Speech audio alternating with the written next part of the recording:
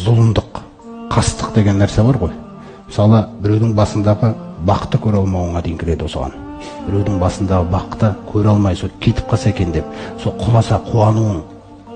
Көрдіңіз бе? Тағы да табысқа жетіп жатса ызалануың. Осындай нәрселер бар. Нутуби қойзикум деген ғой, Алла Тағала сондай бір адамдарға. Айт оларға, ей пайғамбар, ызаланған түрлерінде өліп қалмадыңдар ма деп. Қарас. Сондықтан осындай бақталасу, қызғану, көре алмау деген нәрселер. Осы нәрселерді харам қылды дейді бұл сипаттарды мүлде. Күншілдік, бақталастық, көре алмау, қызғану, күндеу, мынаның бәрі харам дейді. Егер сен мені сүйсең, мынаның бәрін таста деп отыр Алла Тағала. Мен сені басқаша қабылдай алмаймын деп отыр.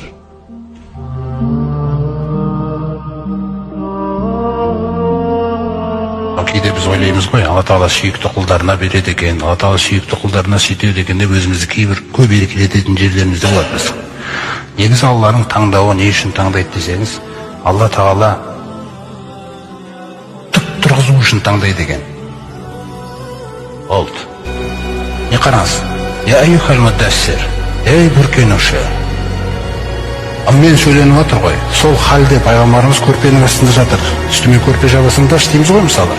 Сол үстіме көрпе жабыңдашы деді. Көрпе жауып тастады ол кісінің үстіне. Сол көрпе жауып тастаған кезде, ей көрпені жабылушы деп отыр. Естисіз? Ашылады ғой көрпе. Сол жерде Алла Тағала көрпеден бастады. Сенің көрпемен қатысың жоқ дейді, бітті. Міне не үшін таңдалдың сен? Не үшін сен баған Алла Тағала күллі нәрседен артық болды саған? Не үшін сен дүниенік емессің, ақыреттіксің? Не үшін сен адамдардың көңіл қалауларынық емес, уахидіксің? Не үшін сен адамдардық емес, Алланыксың?